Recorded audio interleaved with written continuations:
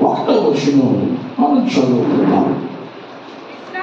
విశ్రాంతి దినము గడిచిపోయిన తరువాత ఆదివారమున తెల్లవారుచుండగా మగ్దలేనే మరియయు వేరొక మరియయు సమాధిని చూడవచ్చిరి. అందరూ ఈ మాట నాతో పలకండి. విశ్రాంతి దినము గడిచిపోయిన తరువాత ఆదివారమున తెల్లవారుచుండగా మగ్దలేనే మరియయు వేరొక మరియయు సమాధిని చూడవచ్చిరి. దేవుని వాక్యాన్ని కొన్ని నిమిషాలు మనము ధ్యానం చేద్దాం. యేసుక్రీస్తు ప్రభులు వారు 33 సంవత్సరాలు భూమి మీద ఉన్నారు. ఆయన మేలు చేస్తూ సంచరించారు, స్వస్థతలు చేస్తూ సంచరించారు, ప్రజలకు ఉపకారం చేస్తూ సంచరించారు, ప్రజల పాపాలను క్షమిస్తూ నిత్య జీవం వైపు అడుగులేసేటట్టు దేవుడు వారిని సిద్ధపరచడానికి వచ్చాడు. స్తోత్రం చెప్పండి. లోకానికి నేనే మార్గము సత్యము జీవము అని చెప్పడానికి యేసు ప్రభు ఈ లోకానికి వచ్చాడు. వచ్చిన యేసు ఈ రీతిగా సంచరిస్తూ ఉండగా యేసు ప్రభు వారు శిష్యులతోనూ ఆయనను వెంబడించే జనసమూహంతో ఈ మాట చెప్పారు. ప్రజలందరూ కూడా నన్ను సిలువ వేస్తారు, అది దేవుని చిత్తం, తండ్రి చిత్తం. సిలువ వేయబడిన తరువాత నేను సమాధి చేయబడతా, 3వ దినాన్న నేను సమాధిని గెలిచి లేస్తాను, మరణాన్ని జయించి లేస్తానని చెప్పాడు ఆయన. స్తోత్రం చెప్పండి. అట్లా చెప్పిన తర్వాత శిష్యులు జన సమూహము నమ్మేవాడు నమ్మారు, నమ్మని వారు నమ్మాల. అయితే ఆ మాటలు గుర్తించుకున్న 19 స్త్రీలు, ఆ స్త్రీలలో మరియమ్మ ఒకటి, మగ్దలేని మరియ ఒకటి, వేరొక మరియ ఒకటి. ఇరువురు కలిసి యేసు ప్రభు చెప్పారు కదా, బ్రతుకున్నప్పుడు సమాధి చేయబడతాను, 3వ దినాన్ని లేస్తానని చెప్పారు కదా అని సిద్ధపరచు దినాన ఆలోచించారు. శుక్రవారానికి సిద్ధపరచు దినమని అర్థం బైబిల్ ప్రకారంగా. శనివారానికి విశ్రాంతి దినము అని అర్థం. ఆదివారానికి పునరుత్థానపు దినమని అర్థం. సిద్ధపరచు దినాన్న యేసు ప్రభుని సమాధికి సిద్ధపరుస్తున్న టైంలో ఆయన 3వ రోజు లేస్తాను అన్నాడు కదా అని గుర్తించుకొని ఇద్దరు మరియమ్మలు చీకటి ఉండగానే తెల్లవారుతుందనగా చీకటితో యేసు ప్రభు సమాధి దగ్గరికి వెళ్ళారు. స్తోత్రం చెప్పండి. అయితే యేసు ప్రభు వారు అన్నారు, చనిపోయి 3 దినాలు నేను లేస్తాను. ఈ మాట రోమ ప్రభుత్వానికి భయాన్ని కలగజేసింది, ఆశ్చర్యాన్ని కలగజేసింది. ఆ రోమ ప్రభుత్వ అధికారులు ఏం చేశారంటే, ఆయన చనిపోవటం అట్లా ఉంచు, లేసానని అన్నాడు. ఆయన లేకుండా ఏ సమాధిలో ఆయన బంధించారో పెట్టారో ఆ సమాధిని కావలి వారి చేత, సంఖ్యల చేత, రోమ ప్రభుత్వం యొక్క ముద్ర చేత దాన్ని బంధిద్దామని సమాధిని బంధించారు. ఏం చేశారట? సమాధిని బంధించారు. ఒకడు ఇద్దరు వెళితే ఆ సంఖ్యలు తెగేవి కావు. ఆ సంఖ్యలు ఎంతో బలమైనవి. దాదాపు ఒక లింక్ మీద చేసి దాన్ని పట్టుకోవాలంటే 100 మంది కావాలంట. అటువంటి గొలుసులతో సమాధి రాయిని కట్టించారు. రోమ ప్రభుత్వపు ముద్ర వేశారు. బైబిల్లో ఆ మాట చదువుదాం, చూడండి. మత్తయి సువార్త 27వ అధ్యాయం పక్కనే 65-66 వచ్చిన 65-66 వచ్చిన అందుకు పిలాతు, కావలి వారు ఉన్నారు కదా, మీరు వెళ్ళి మీ చేతనైనంత మట్టుకు సమాధిని భద్రము చేయని వారితో చెప్పాను. వారు వెళ్ళి కావలి వారిని కూడా ఉంచుకొని రాతికి ముద్ర వేసి సమాధిని భద్రము చేసేది. స్తోత్రం చెప్పండి. శిష్యులు వచ్చి ఎత్తుకుపోయి ఆయన ఇచ్చాడని ప్రకటిస్తారేమో, ఇట్లా బంధించేస్తే ఆయన లేవడం శిష్యులు వచ్చి తీసుకువెళ్ళరు అని రోమా ప్రభుత్వం ఆలోచన చేసి గొప్ప గొప్ప బలవంతులైనటువంటి సైనికులను అక్కడ పెట్టేసి రకరకాల ఇనుప గొలుసులతో కట్టేసి ఒక ముద్ర వేసేసారు. అయితే తెల్లవారుజాము సమయంలో మగ్దలేని మరియా వేరొక మరియా సమాధి దగ్గరికి వెళ్ళారు. స్తోత్రం చెప్పాలి. సమాధి దగ్గరికి వెళ్ళగానే చూసి భయపడిపోయాడు, చూచి ఆశ్చర్యపోయారు, చూచి మహానందముతో కేకలు వేయడం ప్రారంభించారు. ఏమిటా విచిత్రం, ఏమిటా భయం అనంటే అక్కడ దేవుని దూత వారికి కనిపించిందట. ఆ దూత ఏం చెబుతుందంటే, దయచేసి ఆ మాట చదువుకుందాం. మత్తయి సువార్త 28వ అధ్యాయం, మత్తయి సువార్త 28వ అధ్యాయం 5-6 వచనాలు మనం చదువుకుందాం. దూత ఆ స్త్రీలను చూచి, మగ్దలేని మరియను మరొక మరియను ఆ దూత చూచిందట. సమాధి దగ్గరకు వచ్చినటువంటి ఆ స్త్రీలను చూసిందట. ఆ దూత ఆ స్త్రీలను చూచి, మీరు భయపడకుడి, ఏమంటుందండి? మీరు భయపడొద్దు, సిలువ వేయబడిన యేసును మీరు వెతుకుచున్నారని నాకు తెలియను. ఆయన ఇక్కడ లేడు, ఆయన ఎక్కడ లేడు. తాను చెప్పినట్టే ఆయన లేచి ఉన్నాడు. రండి, ప్రభువు పండుకొనిన స్థలము చూడండి. స్తోత్రం చెప్పండి. హల్లెలూయా, హల్లెలూయా.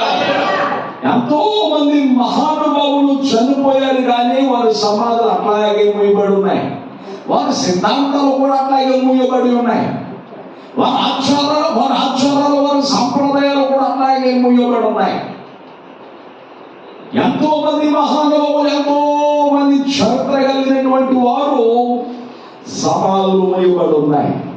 కానీ ప్రపంచంలో తెరవబడిన సమాధి, మరణాన్ని జయించిన వాని సమాధి యేసు ప్రభుది మాత్రమే. స్తోత్రం చెప్పండి. యేసు ప్రభు ఒక్కడే మరణాన్ని గెలిచి లేచాడు, సమాధిని గెలిచి లేచాడు. మరణపు ముళ్ళును ఆయన విరిచివేశాడు. వాక్యం సెలవిస్తుంది. దూత చెబుతూ ఉందండి. ఏమండి, దూత వారికి కల్పించి నాకు విచిత్రంగా ఉంది. అసలు దూత నిజంగా వారికి కనబడిందంటారా? దూతను చూసేంత కెపాసిటీ, భక్తి, విశ్వాసం వారికి ఉందంటారా? అసలు దూత యొక్క స్వరూపం ఎట్లా ఉందట? దయచేసి ఆ మాట చదువుకుందాం. మత్తయి సువార్త 28వ అధ్యాయం 3వ వచనం మనం చదువుకుందాం. ఆ దూత స్వరూపము మెరుపు వలె ఉందట. స్తోత్రం చెప్పండి. కాబట్టి వర్షం కురిసేటప్పుడు మెరుపు మెరిస్తే ఎట్లా ఉంటుందండి? చూడగలమా? చూడలేదు.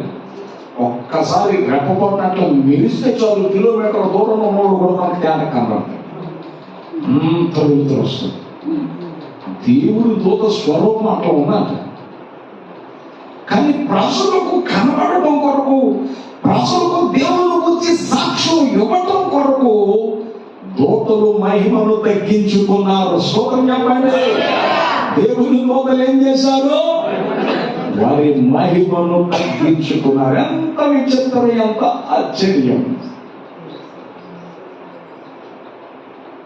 వారి స్వరూపము మెరుపు వలె దగదగదగదగ మెరిసిపోతుందట. ఆ దూతలో వీళ్ళతో మాట్లాడుతున్నారు, ఆ స్త్రీలతో మాట్లాడుతున్నారు. సిలువ వేయబడిన యేసును వెతుకుచున్నారని మాకు తెలుసు. ఆయన చెప్పాడు సజీవుడు ఉన్నప్పుడు, లేస్తానని చెప్పాడు కదా, మరణాన్ని జయించి లేచాడు. రండి, సమాధిని చూడండి. ఆయన లేచి ఉన్నాడు అని దూతలు సాక్ష్యం ఇస్తున్నాయి. స్తోత్రం చెప్పండి. దూతలు ఏం చేస్తున్నాయండి? దేవుని దూతలు సాక్ష్యం ఇస్తూ ఉన్నాయి. దేవుని దూతలు సాక్ష్యం ఇస్తూ ఉన్నాయి. ఏమంటేనే కళ్ళారా చూసి వాళ్ళంతా ఆశ్చర్యపోయి ఈ స్త్రీలు ఎక్కడికి వెళ్ళారో చెప్పనా? ఆ వార్తను తెలియజేయడానికి మరియా, మగ్దలేని మరియా, వేరొక మరియా తిన్నగా ఎక్కడికి వెళ్ళారట? దయచేసి ఆ మాట చదువుదాం. మత్తయి సువార్త 28వ అధ్యాయం 8వ వచనం మనం చదువుదాం. వారు భయముతో చెప్పాలి, భయముతోను మహానందముతోను సమాధి వద్ద నుండి త్వరగా వెళ్ళి ఆయన శిష్యులకు ఆ వర్తమానము తెలుపు పరిగెత్తుచుండగా. స్తోత్రం చెప్పండి. చూసిన విషయాన్ని, తెలుసుకున్న విషయాన్ని, బోధించబడిన విషయాన్ని ఈ ఇద్దరు స్త్రీలు యేసయ్య శిష్యులకు పరిగెత్తుకుని వెళ్తున్నారనే విషయం చెప్పడానికి, ఈ శుభవర్తమానం చెప్పడానికి వారి రకంగా వారికి భయం వేసిందట దేవుని దూతం చూడగానే. రెండోదిగా మహారామం కలిగిందట. స్తోత్రం చెప్పండి. భయము, దైవికమైన భయము. అయ్యో, దేవాది దేవుడు, మరణాన్ని గెలిచి లేచిన దేవుడు, ఎన్నో అద్భుతాలు చేసిన దేవుడు, ఆయనతో కలిసి మనం తిరిగి ఆయనకి మనం పరిచయం చేసాం, ఇది విచిత్రమే అని భయం వేసిందట. రెండోది పరమానందం కలిగిందట, మహానందం కలిగిందట. అమ్మో, ఎంత గొప్ప దేవుడు మాతో కలిసి తిరిగింది అని ఓ సగం కొట్టుకుంటారట. ఎంత అద్భుతమండి, ఎంత సంతోషమండి. తెలిసిన విషయాన్ని దాచుకోకూడదని గుర్తుంచుకొని తిన్నగా పరిగెడిపోతున్నారు. శిష్యుల దగ్గరికి వెళ్ళిపోతున్నారు. ఎక్కడికి వెళ్ళిపోతున్నారు? శిష్యుల దగ్గరికి పరిగెత్తిపోతున్నారు. శిష్యుల దగ్గరికి పరిగెత్తుకుని వెళతంటే శిష్యుల దగ్గరికి వెళ్ళి విషయాలు చెబుతూ ఉంటే అందరూ మంచోళ్ళు ఉంటారా? అందరూ ప్రార్థనలు ఉంటారా? అందరూ విశ్వాసవీరులు ఉంటారా? అందరూ అనుమానపూర్లు ఉంటారా? రెండు గ్రూపులు ఉంటారు. ఎక్కడైనా మంచి చెడు, అవిశ్వాసం, విశ్వాసం. అట్లాగే శిష్యులో కూడా రెండు తెగలు చచ్చింది. విశ్వాసం కలిగిన వాడు, అవిశ్వాసం కలిగిన వాడు. వీళ్ళందరికీ విషయాలని చెప్తుంటే ఈ స్త్రీలు వీళ్ళు అంటారట, ఆలోచన వచ్చేసి ఈ చెప్తుంటే శిష్యులు కొంతమంది నమ్మారట, మొక్కారట. మొక్కి యేసు ప్రభు సమాధిని చూశాం, ఆయన సమాధిలో లేడు, ఆయన లేచాడు, మాకు కనపడ్డాడయ్యా అని వాళ్ళందరికీ చెప్తుంటే, నువ్వు పిలిచేదానికి నీకు ఎదురు పెట్టింది, యేసు ప్రభు పిలిచిపెట్టేసింది, మైండ్ పోయింది అని అంటారట. ఏమంటారండి? మైండ్ పోయింది అని అంటారట. నమ్మేవాళ్ళు నమ్ముతుంటే పద్మని అంటారు, అట్లా ఇంట్లో అనుకోవాలరా, మనం నమ్మాలరా అని ఎలా అంటే ఆ మధ్యలో తోమాలు ఇచ్చాడు. ఎక్కడ వాగుతారు, ఎక్కడ వాగుతారు, ఎక్కడ వాగుడంటే మీరంతా పిచ్చోళ్ళరా. నేనంత గట్టోడు తెలుసా? యేసు గాయాలు ఏలు పెట్టి చూద్దాం. ఏం పెడతారట?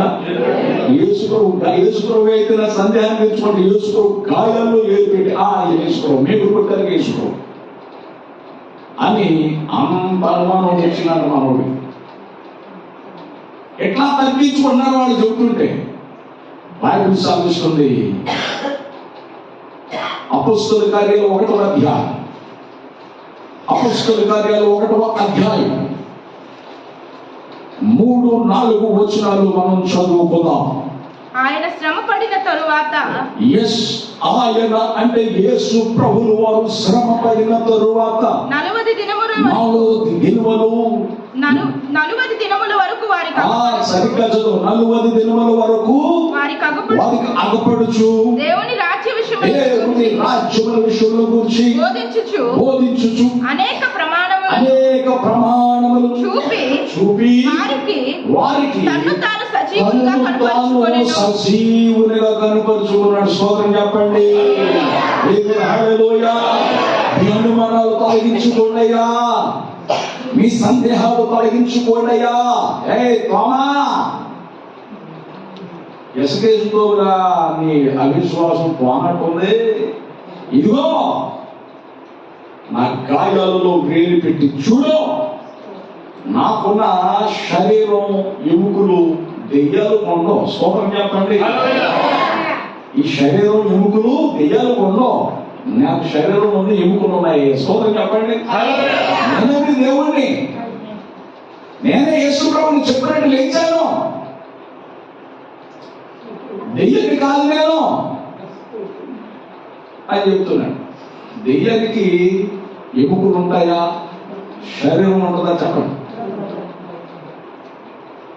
దెయ్యానికి ఎముకలు ఉండవు, శరీరం ఉండదు, తెలుసా? అందుకే దెయ్యానికి ఏం పేరు ఉంది?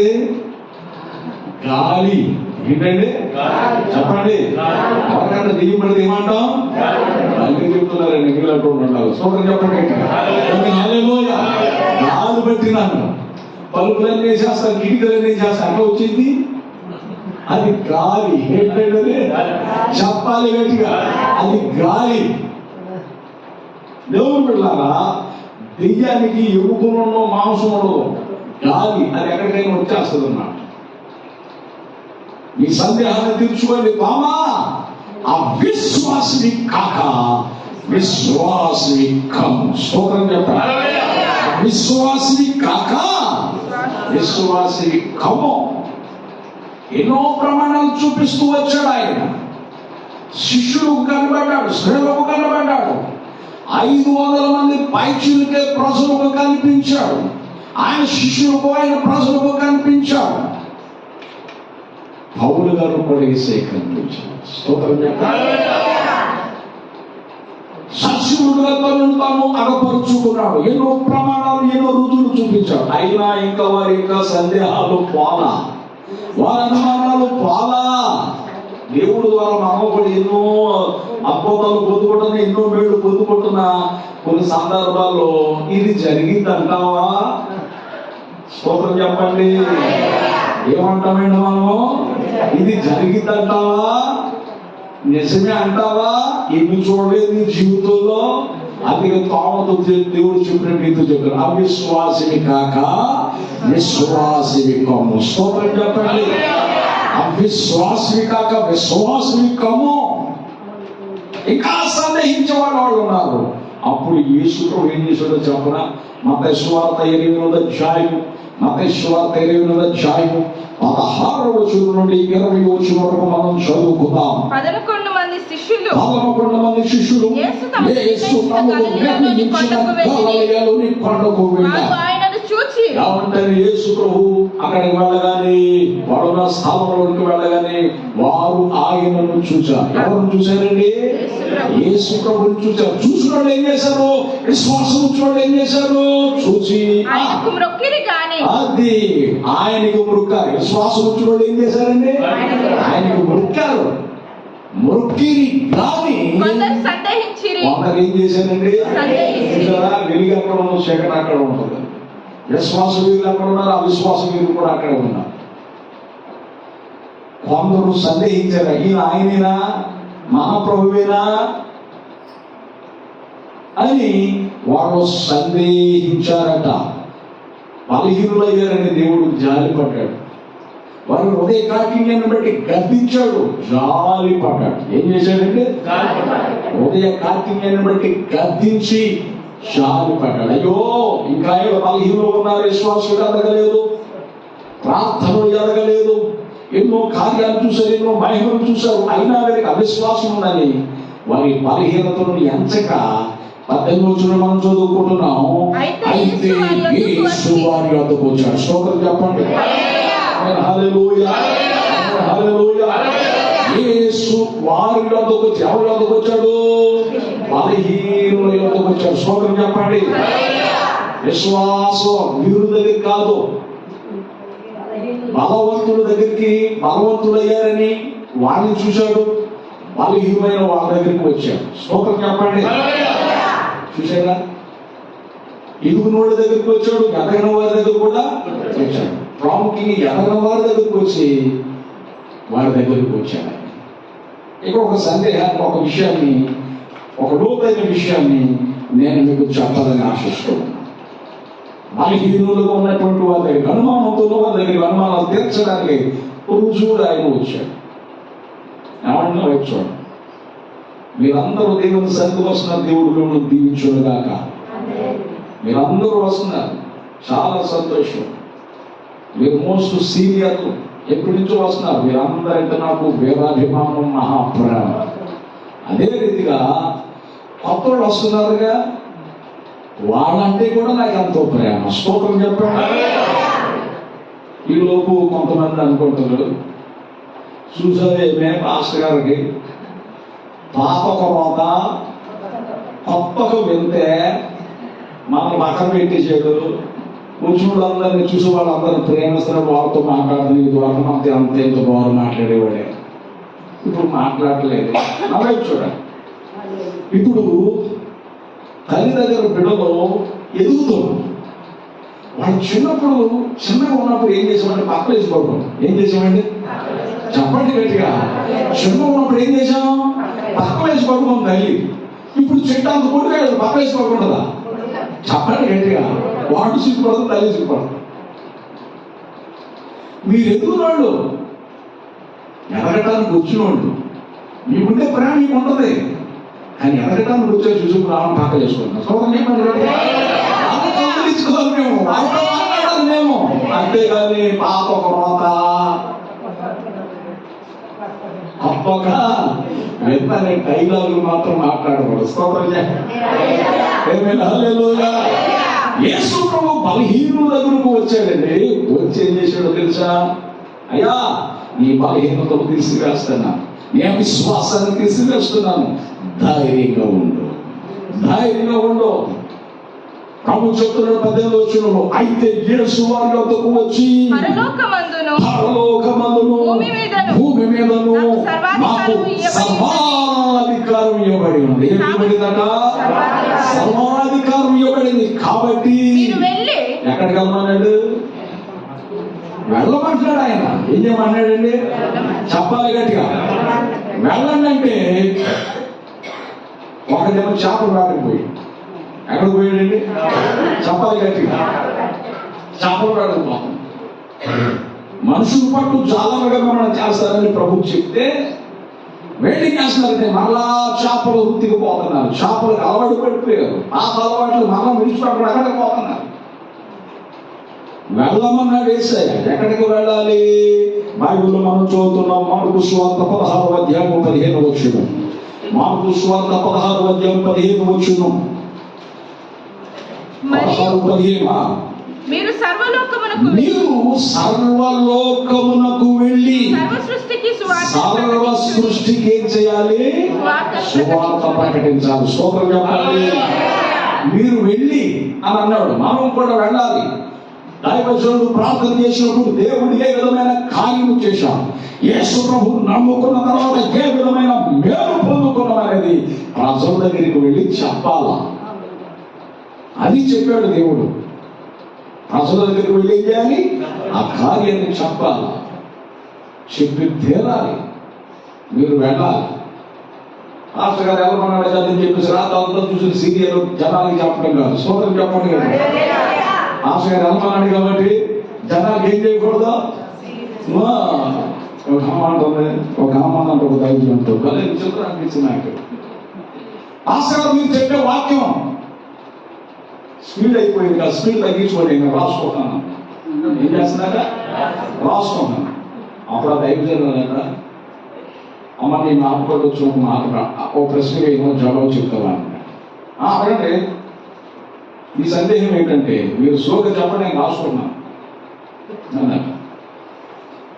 సినిమా హాల్లోకి వెళ్ళి సినిమా చూసేటప్పుడు ఎవడ మధ్యలో ఆపుతాడా? నువ్వు రాసుకునే దాకా ఆపుతాడా? మరి స్టోరీ అంతా అట్లా చెప్తావు. స్టోరీ అంతా అట్లా చెప్తావు నువ్వు. సీరియల్ జరిగిపోతుంది, మరి వచ్చిన అమ్మ సీరియల్ అట్లా చెప్తావు నువ్వు. కొన్న కాన్ఫిడెంట్ దీనికి లేదండి. స్తోత్రం చెప్పండి. అది వినగానే జనాలకి ఏం చేస్తాం? పురుషులు కామాలతో అన్ని ఎక్కువ చెప్పేస్తాం సీరియల్లో సినిమాలు. కానీ వాక్యం దగ్గర ఏమైపోవాలట? స్లో అయిపోవాలంట, రాసుకుంటున్నట్టు. విచిత్రం. ఇక ఆయన ఆ మాట ప్రశ్న వేసేదానికి జవాబు చెప్పేదానికి ఆమెకి చెమటలో పట్టుకొచ్చి దేవుని బిడ్డలారా మీరు ఆలోచించండి. యేసు ప్రభు వెళ్ళమన్నాడు. ఎక్కడికి వెళ్ళమన్నాడు? సర్వలోకానికి వెళ్ళమని. ఎక్కడికి వెళ్ళాలంటే సర్వలోకానికి వెళ్ళమన్నాడు. కాబట్టి భర్తను వదిలేసేసి, భార్యను వదిలేసేసి, బిడ్డను వదిలేసి దేశంలో తిరగమని కదా మొన్న. కాస్త ఆలోచించండి, అక్కడ జ్ఞానం ఉపయోగించండి. కుటుంబాన్ని దిద్దుకోవాలి, దేవుని పని చేయాలి. అంతేగాని కుటుంబానికి గాలి వదిలేసి, కుటుంబాన్ని మా నాన్న వాళ్ళు వదిలేసి నువ్వు వెళ్తూ ఉండదు. సువార్త కాదు, అది పద్ధతి కాదు. మన కుటుంబాన్ని కట్టుకోవాలి, దేవుని సువార్త ప్రకటించడానికి వెళ్ళాలి. స్తోత్రం చెప్పండి. హల్లెలూయా.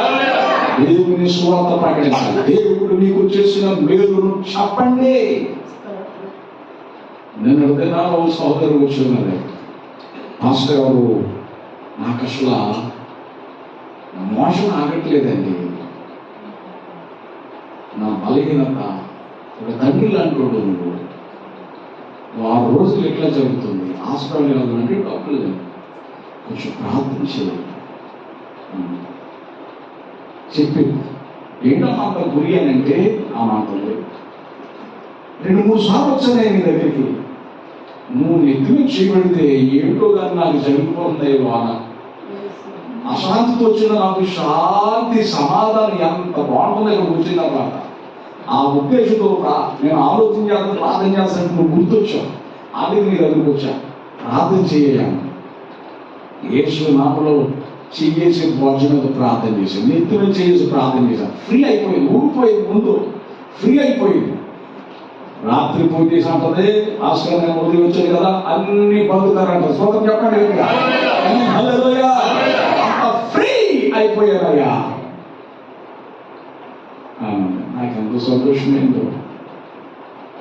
అయ్యా నాకు ఇట్లా జరిగినప్పుడు నా పాపుడులతో పంచుకున్నానయ్యా, నా చుట్టాలందరికీ పంచుకున్నానయ్యా. ఫోన్లు చేసి దేవుడు చేసిన మేలు చూసారా, దేవుడు చేసిన మేలుని ప్రజలకు పరిచయం చేయాలి, ప్రజలకు చెప్పాలా.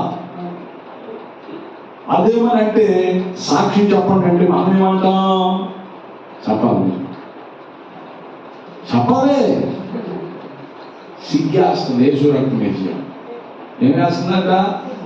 చెప్పండి. సిగ్గెందుకు? అందరూ తెలుసు మొక్కాలేదా?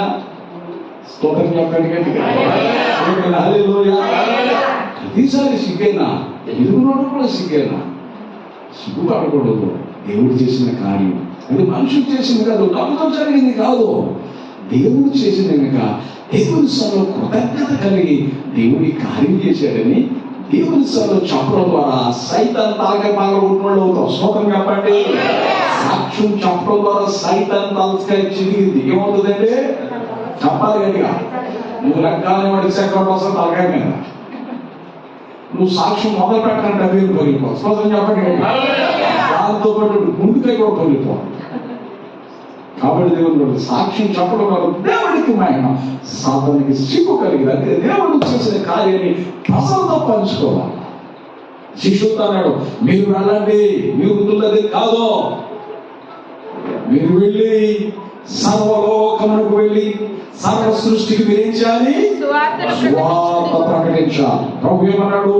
మత్తయి సువార్త 28:18 అయితే యేసు వారి యొద్దకు వచ్చి పరలోకమందును భూమి మీదను నాకు సర్వాధికారం ఇవ్వబడి ఉన్నది, కాబట్టి మీరు వెళ్ళి సమస్త జనులను నాకు శిష్యులుగా చేయుడి. తండ్రి యొక్క కుమారుని యొక్క పరిశుద్ధాత్మ యొక్క నామములోనికి వారికి బాప్తిస్మం ఇచ్చుచు నేను మీకు ఏ సంగతులను ఆజ్ఞాపించుదునో వాటన్నిటిని గైకొనవలెనని వారికి బోధించుడి.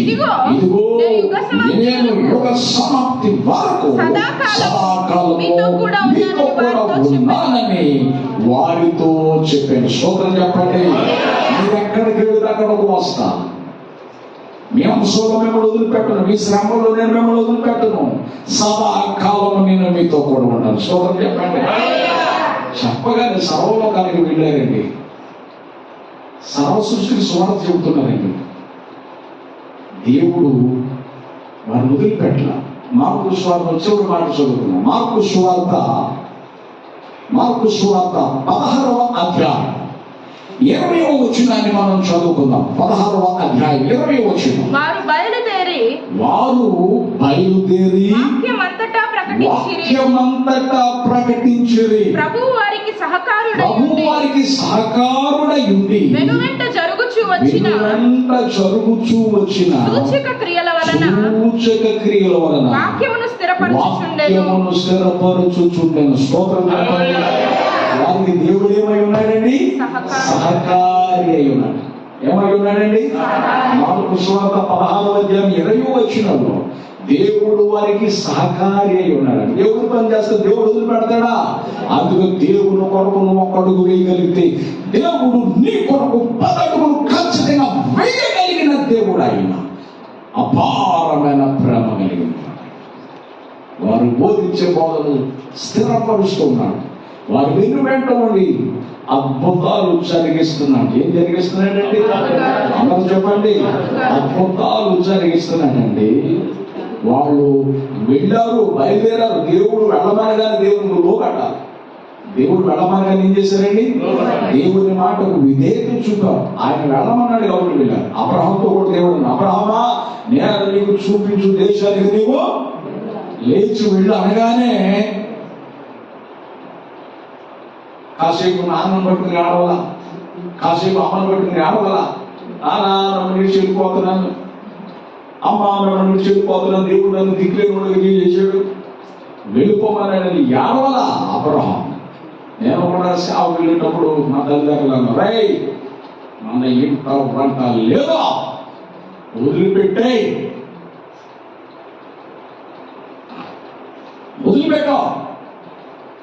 ఏమిటా లేనిపోయాన్ని తీసుకొచ్చి మా పద్ధతులను మార్చేస్తామేమిట్రా అని చెప్పేసి చికాకు పడ్డారు. పడతా ఉన్నారు, హింసిస్తూ ఉన్నారు. ఒక్కొక్కటి ఎసినప్పుడు రాస్తున్నారు భోజనం.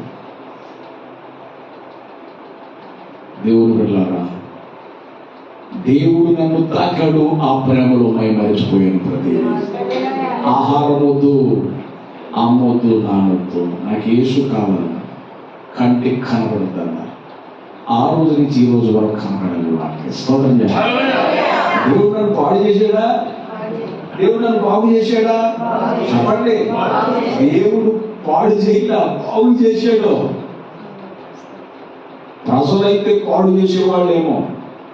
చాలా మంది అంటారు దేవుడు నమ్ముకున్నాడు ఎప్పుడు చూపు.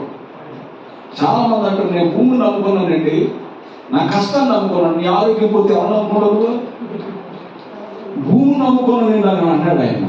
భూమి ఇచ్చిన ఎవరయ్యా? భూమి దాన్ని సంపూర్ణ లోకములు దాని నివాసులు యెహోవావే. భూమి ఇచ్చిన ఎవరో? దేవుడు. తీసుకున్న దాన్ని బట్టి సంతోషించవద్దు, ముడుచుకోవద్దు. ఇచ్చిన దేవుడిని జ్ఞాపకం చేసుకో. స్తోత్రం చెప్పండి. ఆయన్ని ప్రార్థన చేయి, కృతజ్ఞతలు చెప్పు. నిలిచిన భూమి కొరకు స్తోత్రం అయ్యా, నిలిచిన వస్త్రం కొరకు స్తోత్రం, నువ్వు పెట్టిన భోజనం కొరకు స్తోత్రం అదే నువ్వు స్తుతించు. అంతేగాని నేను కష్టాన్ని నమ్ముకున్నాను, ఆరోగ్యం పోతుందంటే ఏం చేస్తావు నువ్వు? ఆరోగ్యం పోయిందంటే ఏమీ చేయను. ఈ ఆరోగ్యానికి కారణమైన దేవుడు ఎవరో నువ్వు తెలుసుకోవాలి. స్తోత్రం చెప్పండి. దేవుడు నమ్ముకున్న వాడు ఎవరు చెడిపోలేదు. ఎందుకో తెలుసా? ఆయన వారి వెనువెంట ఉన్నాడు. అబ్రహాముతో దేవుడు అన్నాడు వెళ్ళు. వెళ్ళమన్న తర్వాత దేవుని మాటకు విధేయత చూపి అడ్రస్ అడగల, మనకలాగా తిరువైనోడు కాదు ఆయన. స్తోత్రం చెప్పండి. మనమైతే ఏమంటాం తెలుసా? దేవుడు వెళ్ళమన్నాడు అబ్రహాముని, దేవుడు వెళ్ళమంటే టక్కని బయలుదేరి వెళ్ళిపోయాడు. మనమైతే ఏమంటో తెలుసా? ఏ ఇంటికి వెళ్ళాలి, ఏ ఊరికి వెళ్ళాలి, ఎక్కడికి వెళ్ళాలి అడ్రస్ చెప్పుకోమని అడిగాడు. స్తోత్రం. హల్లెలూయా. కానీ అబ్రహాము ఎటువంటి దేవుని మాటకు విధేయుడు వెళ్ళిపోయాడు. అది విధేయత. నేను చెన్నైలో బైబిల్ కాలేజ్ చదువుకున్నప్పుడు, డిగ్రీ చేస్తున్నప్పుడు, డిప్లొమా చేస్తున్నప్పుడు మా పాస్టర్ గారు అన్నారు, ప్రిన్సిపాల్ గారు, దేవుడు ఏది బయలుపరచబోతున్నాడు, ఏ ప్రాంతాన్ని మీరు సేవ చేయబోతున్నారు, ఆ ప్రాంతాల్లో ఒక ప్రార్థన చేయడురా, దేవుడు బయలుపరచాడు, మాట్లాడే దేవుడు కనుక అని అడిగారు. అప్పుడు నేను ప్రార్థన పరుడు కాబట్టి నేను ప్రార్థన చేస్తాను దైవజనుడు చెప్పగా. 6 రోజులు వచ్చేస్తాం. 6 రోజులు ప్రభా ఎక్కడికి వెళ్ళాలి నాకు చెప్పిన ఆయన, ఇంటికి వెళ్ళలేదు ప్రభా, ఎక్కడికి వెళ్ళాలి, ఏం చేయాలి, దేవుని సొంత ప్రార్థన చేస్తాడు. దేవుడు అన్నాడు హనుమాన్ జంక్షన్కి, కన్నవరానికి మధ్యలో కాలప్రభు కృష్ణా జిల్లా రాష్ట్రం అక్కడకు నువ్వు వెళ్ళు. చాలా దేవుడు చెప్పాడు. అక్కడ చూపించాడండి. చిన్న బ్రీఫ్ కేసు ఉంది, చిన్న సూటి కేసు తీసుకుని అక్కడ దిగిపోయి చదువుతాను తేలపురం ఇదేనా అని స్తోత్రం చెప్పండి. మొట్టమొదటిగా గానాల్లో దిగిపోయా. అక్కడ తేలపురం ఉందిగా, ఇది ఏ జిల్లా అయినా, ఇది గుంటూరు జిల్లా. గుంటూరు జిల్లా కాదండి, కృష్ణా జిల్లా. కృష్ణా జిల్లా అంటే తేలపురం ఉన్నాయా, అలా నేర్వల్ల దగ్గర అప్పవరం కోడు అని ఒక ఆయన చెప్పాడు. ఆయన అడిగితే కృష్ణా జిల్లా, ఆ కృష్ణా దగ్గర ఉంది వెళ్ళాలి. అక్కడి నుంచి మళ్ళీ చచ్చి బ్రతికి లేచి పడులోపడి ఇక్కడికి వచ్చాను. ఇక్కడ డోర్ టు డోర్ సేవ చేశాను, పత్రికలు పంచాను, ప్రార్థన చేశాను, స్వార్థ ప్రకటించాను. చుట్టుప్రక్కల ఊళ్ళన్నీ కాలి నడకతో తిరిగి దేవుని పరిచయం చేశాను. ఆ రోజు ఎవరు నన్ను పిలిచి ముందు పెట్టలే, ఎవరు నన్ను పిలిచి రకరకాలుగా ఆదరించలా. ఒక్క పూట కూడా భోజనం తిని 20 రోజులు 30 రోజులు అయిపోయిందా, ఎవరు పడతారా అని చూసేవాడు. మనకి మాట్లాడదుగా. అట్లా బాధపడుతూ ఉండేవాడు. దేవుడు చూపించిన అడ్రస్ ప్రకారం వచ్చాను. దేవుడు ఇప్పుడు ఈ రీతి ఆశీర్వదిస్తే ఇది కనపడుతుంది, కానీ అప్పుడు చరిత్ర కనపడుతుంది జనాలు.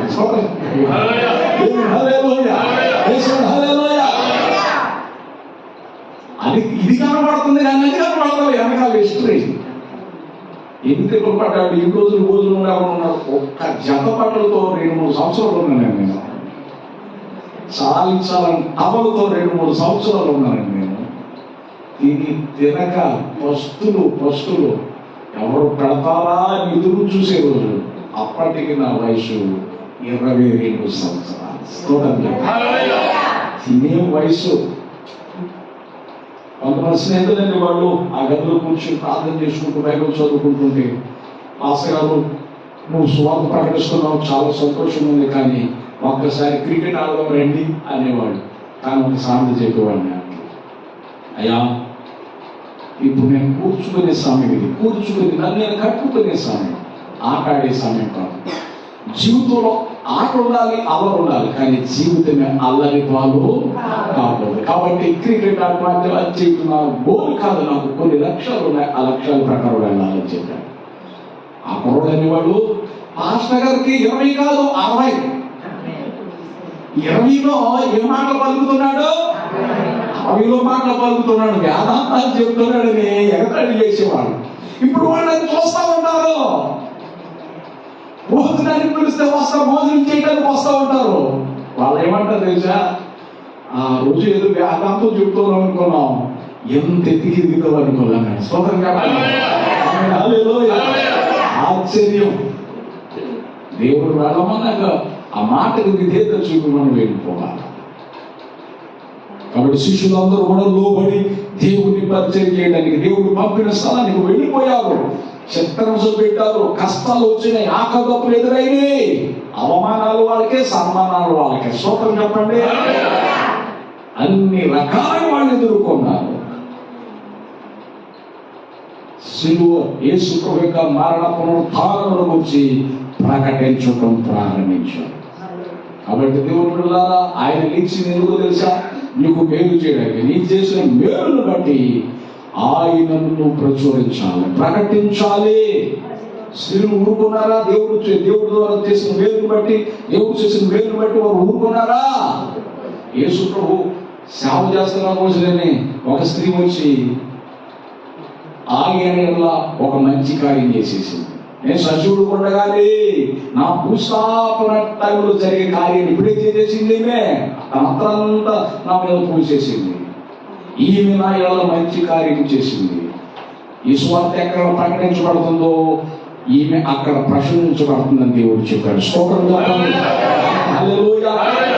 మరణ పునరుత్థానాలు కలిగినటువంటి దేవుడిని, మరణించాడు, సమాధి గెలిచి లేచాడు, మరణాన్ని గెలిచి లేచాడు అంటే దేవుడి కొరకు నువ్వు కూడా ఒక మంచి తీర్మానం తీసుకోవాలి, మంచి జీవితాన్ని జీవించాలి, మంచిగా దేవునికి సపోర్ట్గా ఉండాలి, దేవుడిని కార్యం చేయడానికి మంచి మనసు తెచ్చుకుని, ధైర్యం తెచ్చుకుని దేవుని పనులు మనం సాగిపోవాలి. దేవుడు అటు గొప్ప దేవుడు మనకు అనుగ్రహించును గాక.